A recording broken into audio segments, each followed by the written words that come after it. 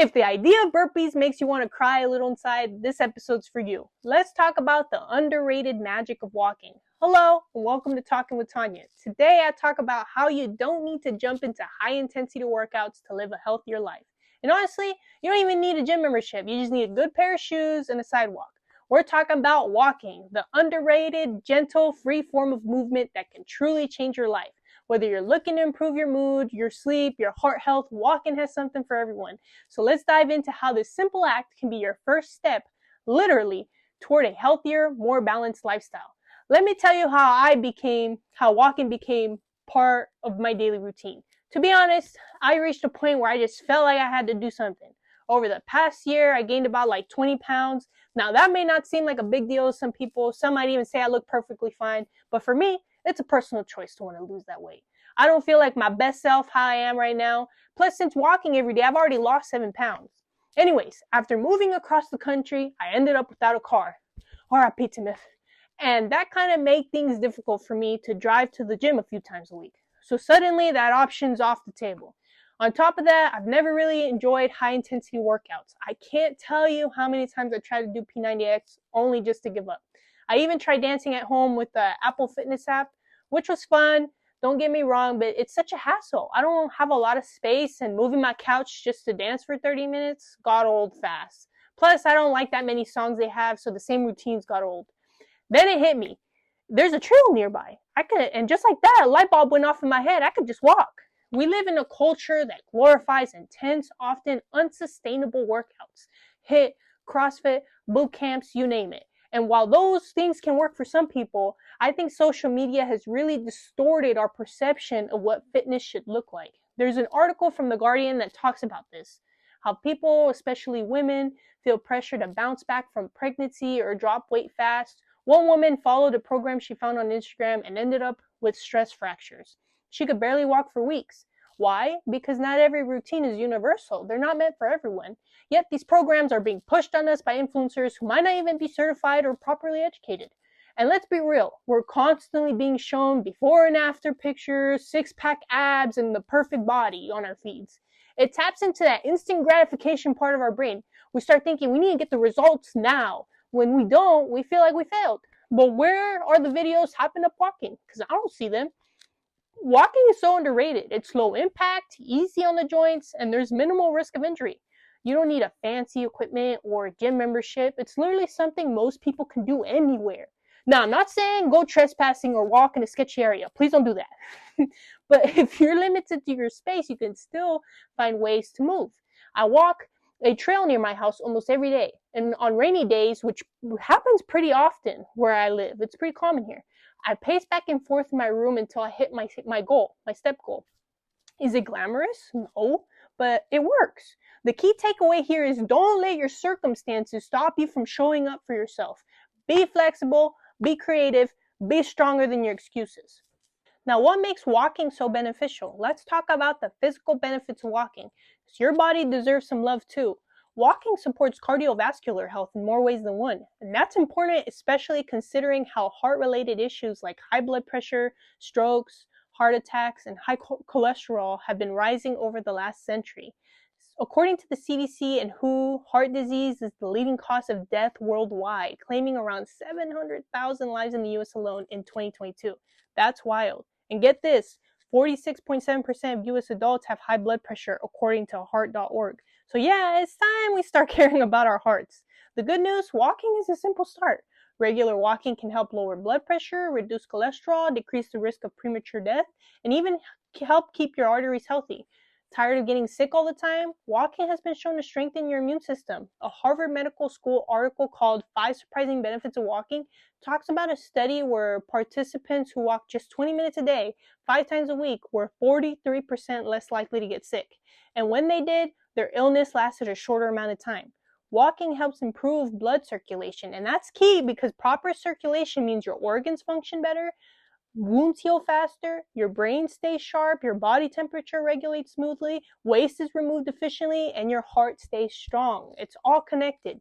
And yes, you can lose weight just by walking. Though, of course, it depends on things like how long you walk, how often, your terrain, your body weight, and whether you're in a calorie deficit.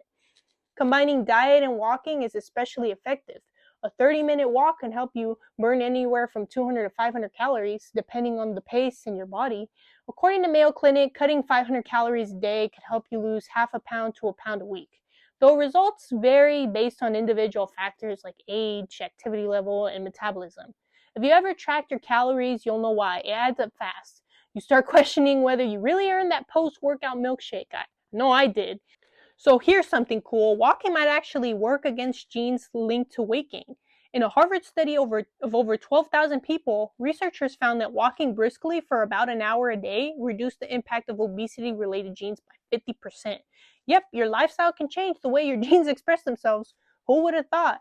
Just like I mentioned in my last episode about joint health, walking is a gentle way to strengthen muscles and protect your joints. Joints are surrounded by cartilage and a substance called synovial fluid. Think of it like an egg yolk-like substance that lubricates the joints during movement. Since blood doesn't flow directly to your joints, movement is essential to keep that fluid circulating. So even though walking feels effortless, it's actually doing a lot of behind-the-scenes work to remove waste from your joints and deliver nutrients. Over time, this means better joint function, less stiffness, and promote comfortable movement. And yes, the benefits keep going. Walking also helps with bone density and balance. It's been shown to reduce bone loss, strengthen bones, and even promote new bone growth. A study published in the American Journal of Public Health followed over 8,000 postmenopausal women and found that those who walk more than 7.5 miles a week had higher overall bone density than those who walk less than a mile a week. As we age, balance becomes trickier thanks to things like muscle loss, vision and hearing changes, and certain medications. But walking helps. With each step, your center of gravity shifts, and your body naturally makes micro adjustments to keep you steady. These subtle movements strengthen both your muscles and your neural pathways responsible for balance. Plus, walking builds lower body strength, and that's crucial for stability and preventing falls. So while the physical benefits of walking are incredible, the mental and emotional benefits are just as powerful.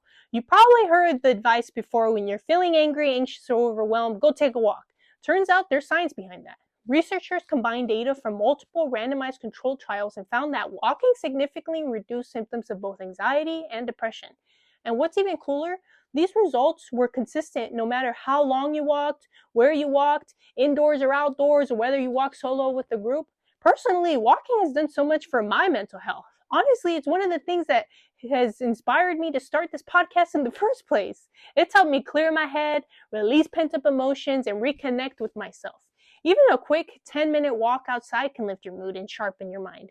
Walking stimulates the release of endorphins, your body's natural feel-good chemicals, while also lowering cortisol, the stress hormone. The result? You'll feel more relaxed, more grounded, and just better.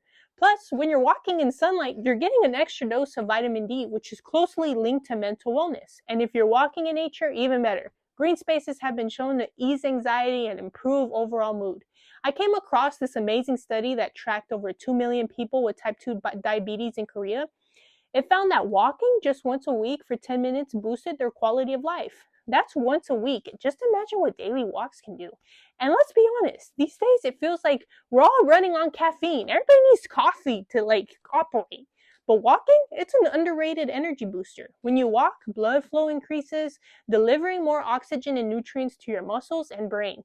That helps you feel more energized, both physically and mentally. Over time, it improves your endurance, meaning meaning more energy to tackle the day. And honestly, just talking about this makes me want to go for another walk. Something I didn't expect when I started walking regularly, it made me more creative. According to researchers at Stanford University, walking can boost creative thinking up to 60%. That's huge. Whether you're strolling on a treadmill or out on a trail, walking gets your brain working differently. It promotes what's called divergent thinking, your brain's ability to think outside the box, generate new ideas, and make unexpected connections. In the study, people who walked consistently came up with more creative answers than those who stayed seated. So next time you feel stuck, uninspired, or hit a mental block, try going for a walk. Sometimes the best ideas don't come while staring at a screen. They come when you're in motion, letting your mind wander. Walking doesn't have to just be about movement. It could also be a form of meditation.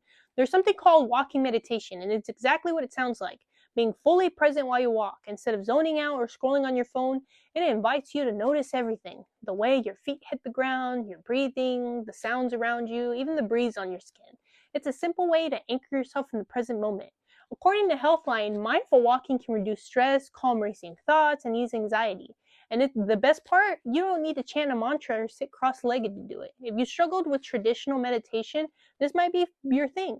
Just go for a quiet, intentional walk, no music, no distractions, and see how it feels. You might be surprised at how peaceful and healing it is just to simply be with yourself in motion. And once you begin to experience the calm and clarity that walking can bring, the next step is figuring how to make it a consistent part of your day. Struggling to figure out when to squeeze in a walk? Don't worry, you're not alone. Start by thinking about your daily routines, things like making breakfast, brushing your teeth, or fixing your bed. You probably have more habits than you realize. Once you've pinpointed one, try pairing it with your walk. For example, after I let my dogs out and feed them, I make my bed and head straight out for a walk. This helps me build the habit without overthinking it. Walking doesn't have to be a solo mission either. I love taking my dogs with me. Trust me, they enjoy it as much as I do. If you have kids, walking can be a fun and easy activity for the whole family. Or maybe you want to invite a friend along for a chat while you walk. Even though Facebook might not be the go-to social app anymore, it's still a great place to find local walking groups if you're looking for a walking buddy. The key to making walking a lasting habit is consistency. I aim for about an hour and 20 minutes of walking each day with a goal of 7,500 steps. If that feels like too much for you right now, don't stress. Start small. Even just 10 minutes a day can make a difference. One of the best tips I can give you is make it as easy as possible to say yes to your walk. Keep your shoes ready to go and lay out your outfit the night before so you're not scrambling in the morning. You could also create a walking playlist or find a podcast you enjoy to make the time fly. Maybe you could even listen to me. I don't know. Walking outdoors can be super refreshing, but if you're into nature, even better. Getting outside and soaking in the scenery can elevate your whole walking experience. If all these benefits of walking still haven't convinced you yet and you're still battling excuses, here are some simple ways to beat them. Take the "I don't have time" excuse, for example. Start small with just a 10-minute walk. Seriously, something is better than nothing. Showing up for yourself is where it matters most. Those 10 minutes add up, and by the end of the week, you'll have walks for over an hour. That's definitely worth it. If you're thinking, it's not intense enough, remember this. Starting the habit is the real win. Getting into the routine of walking is an achievement in itself. If you're struggling to start any kind of exercise routine, this is a great first step. It's low impact, but still does wonders for your body and mind. And yes, sometimes the weather just isn't cooperating for a nice stroll in the park, but don't let that stop you. Try walking indoors, maybe the mall. I've actually noticed a lot of people use the mall to walk around, or even around your house. On rainy days, I'll just walk around in my room. It's not perfect, but it still gets the blood flowing. If you're really set on being outside, just dress appropriately for the weather. A little rain or cold doesn't have to stop you from getting your steps in. But if it's pouring, you're going to have to figure something else out. I hope this episode has inspired you to take a walk because honestly, it's one of the best ways to start the day, and it's definitely my favorite part of mine. I had no idea about all these amazing benefits before I started, and I'm so glad I took that first step. Remember, the results won't be immediate. What matters most is building the habit. Focus on making walking a part of your lifestyle and try not to stress about how quickly you see changes. Over time, you'll look back and realize how much progress you've made, and that's something to be proud of. Here's a challenge for you. Can you commit to a 10 or 15-minute walk every day this week? Just give it a try and see how long you can keep it going. And if you miss a day, no big deal. Just start again and try to beat your last streak. It's all about building momentum and staying motivated to keep improving. Anyway, if you made it this far, I really appreciate you tuning in. Just a quick disclaimer, I am not a healthcare professional, just someone passionate about health and wellness who wants to share that with others. Always check with your doctor if you have any underlying health conditions or if you're unsure about how much exercise is right for you. Thanks for listening. Take care of yourself. Peace out.